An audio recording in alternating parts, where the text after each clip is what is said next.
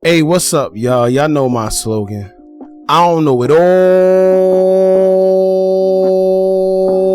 but I know what I've been through. Now, this Meg Thee Stallion and Tory Lanez situation is like probably one of the best Netflix / hip hop series there is right now. If it seems a little prolonged, then it pretty much is. I think we all feel the same. We just want to hurry up and get a verdict. It's been going on for way too long right now. However, as of right now, new details have emerged based on this case. A lot of things been going on. A lot of behind the scenes things been going on. And I want to touch on it real quick. So what we're going to do is we're going to talk about the whole situation. We also going to talk about DJ Academics because he brought up a few good points at a time where nobody knew.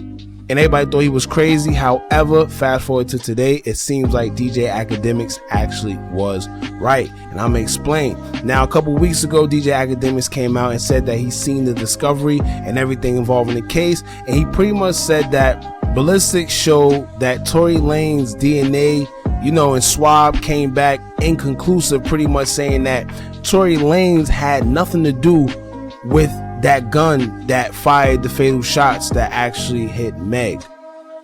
So of course Meg Thee Stallion took to Instagram and Twitter to blast DJ Academics, call him all type of names and saying that he was lying. Tory actually did shoot her, but it's coming out that maybe she was lying. Either she was cheddar bobbing it, or her friend Kelsey actually may have fired those shots, allegedly. Now we're gonna say allegedly, but at the same time, witnesses that was on the scene did say that Kelsey was the one that they seen, fire shots. It's a whole bunch of things, but we're gonna keep it alleged, keep it, as a disclaimer. This is all for entertainment purposes only. I just gotta get that out of the way. I know how that go. But so it appears that Tory Lanez and Meg had a court case today. They showed up for court. And a few interesting things actually happened in this court case today, and I want to talk about it. One being that Tory Lanez actually was arrested for violating the order of protection that Meg had against him. And it ain't your ordinary order of protection, but we're going to get into all that. He actually posted bail. I think his father posted bail or whatever the case may be. And also, we're going to talk about the fact that the swab came back inconclusive on Tory Lanez's behalf. That pretty much wraps up the case to me, but I want to hear what y'all got to say about it in the comments, man. So let's talk about it. Now, a lady by the name of Nancy Dillon, she took to her Twitter account to post updates. I'm assuming that she was actually in the courtroom. So she was updating us on what was going on within the courtroom. Now she said, quote, Judge David Hereford heard nearly an hour of argument about Lane's tweets and said some, quote, seemed to be clear messages to Megan.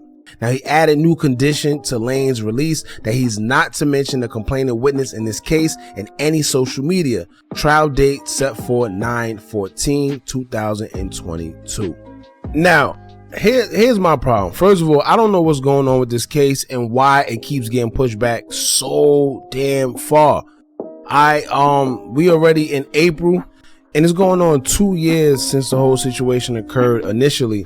So to push it all the way back to September, it's just getting dragged out at this point, and it's so much inconsistencies going on and so much foolishness and filler. It just doesn't make sense. And also the thing that gets me is this: how is it that this man is not able to say anything because of court order or whatever the case may be, but this woman is sitting here bashing him every chance she gets? It's like she gets to set the narrative, and every time she says something on social media or whatever the case may be, it's unfair to him because she's putting a narrative out that he did X, Y, and Z, and everybody believes it because they're not able to hear his side of the story. So like I said, it's unfair. She could sit there and say, oh, he shot me, he did this, he did that.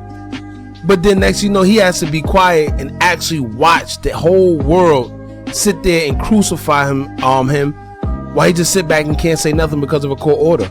That's not fair. So he was arrested on that because he was saying some things back to her in reference to the whole case on social media, and in his new stipulations he's not able to talk about any witnesses or anybody else. And I'm assuming that witness that the judge was referring to was Kelsey. So like I said, that's kind of messed up that he can't speak on his own behalf. He have to sit there and pretty much be brutalized within the media, and knowing the truth or whatever the truth allegedly is, you just gotta sit back and watch this woman go and slander your name throughout the whole public and social media. Now also, I think it's just a money grab because Tory Lanez was actually remanded, you know, to custody and had to post bail of $350,000. You know, in the felony assault case. The judge found him in violation of discovery protective order and personal contact order as well. And I'm not sure where the personal contact order comes from, but I'm assuming it's from that show they did. I forgot what show it was. If y'all remember, let me know in the comments. But it's a show that they held where both artists was actually in attendance with each other.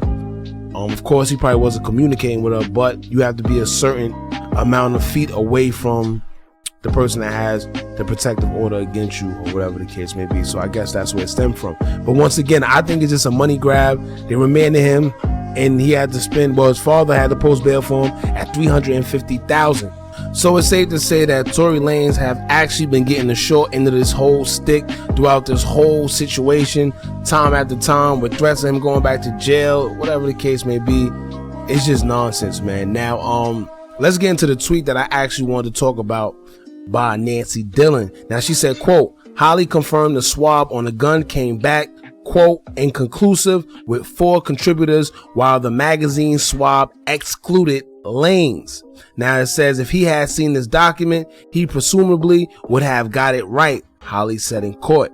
So let me tell you what that means, right? Just like DJ Academic said, the ballistic report came back that pretty much Tory Lanez has none of his DNA, no residue, no none of that on that gun that was used to fire shots at Meg Thee Stallion. So what does that mean? All right, I'm gonna tell y'all what that means.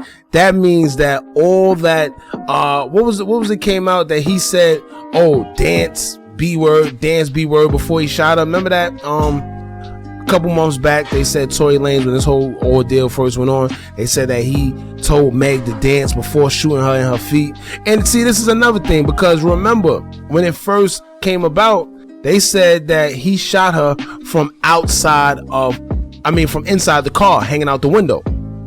Then it came out that he was actually in front of her and told her to dance while he sat there and proceeded to shoot her. So like I said, it's so much inconsistencies in this case, man. I know that Tory Lanez is going to come out on top. It just doesn't make sense throughout this whole thing. Now, there's one or two things that could have happened. Maybe Meg shot herself, or maybe Kelsey actually, you know, allegedly was the person behind the gun. And we just don't know, man. But like I said, all fingers do not point at Tory Lanez because it's not making sense, and it just is what it is. As for now, y'all let me know how y'all feel in the comments below. Don't forget to like, comment, share, and subscribe. Hit that bell so you're notified every time we drop new content. And remember, as long as you keep on watching, I'm going to keep on dropping. And I'm out.